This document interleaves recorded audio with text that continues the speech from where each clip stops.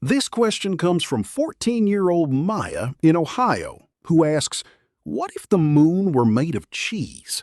Would we eat it?" First off, Maya, I respect your priorities. Most people ask about gravity or tides. You went straight to lunch.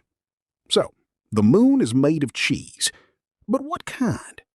Let's assume a nice, firm Swiss, holes included, because if we're doing this, we're doing it right.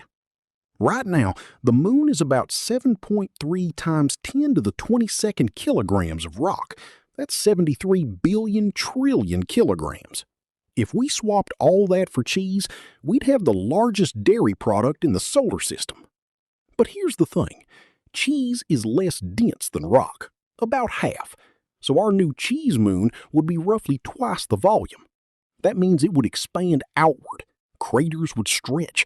The surface would look like a giant wheel of Jarlsberg. And then things get weird. Without solid rock, the moon's gravity would drop slightly. Not a ton, but enough. The tides would change. High tides would be lower. Low tides would be higher. Coastal cities would notice. Venice would be confused. Miami would be relieved. But that's the boring part. The real problem starts with the moon's surface temperature. During lunar day, it hits 120 degrees Celsius. That's hotter than boiling. Cheese at 120 degrees Celsius doesn't stay solid. It melts. Your nice Swiss moon would turn into a bubbling ocean of molten cheese. And then it freezes at night. Negative 130 degrees Celsius. That repeated cycle of melt and freeze would create a rind, a thick, cracked, frozen cheese crust, which is honestly sort of beautiful. But we haven't answered Maya's real question. Would we eat it? To get to the moon, you'd need a spacesuit, a very well-sealed spacesuit, because cheese isn't airtight. The moon would outgas methane, ammonia. All those wonderful fermented dairy compounds would seep out into space. Your cheese moon would have an atmosphere, a thin one, made of stinky cheese fumes. And if you landed on it, you couldn't just take a bite. It's not like a block of cheddar at the grocery store.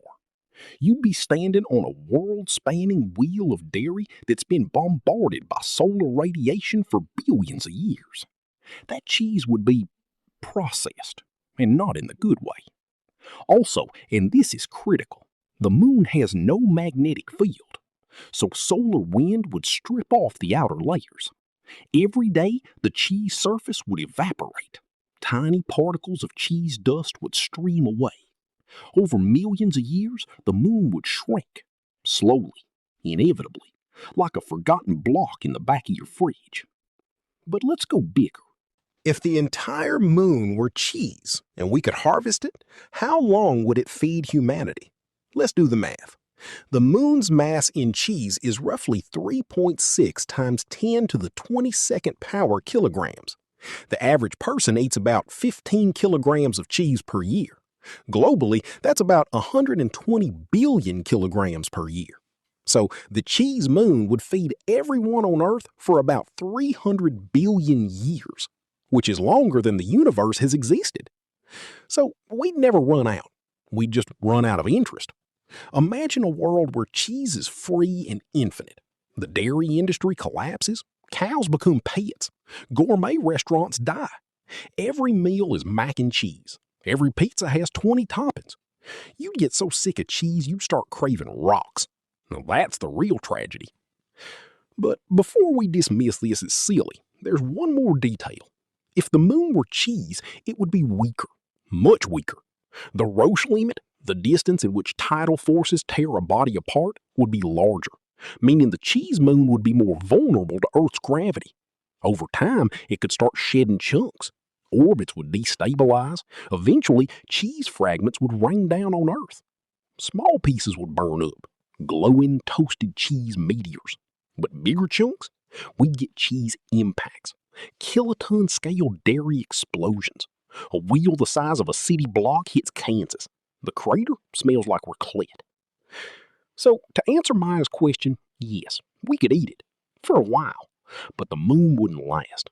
It would melt, it would evaporate, it would rain down in flaming chunks, and we'd be left with a lifeless, rockless sky and a civilization drowning in cheddar.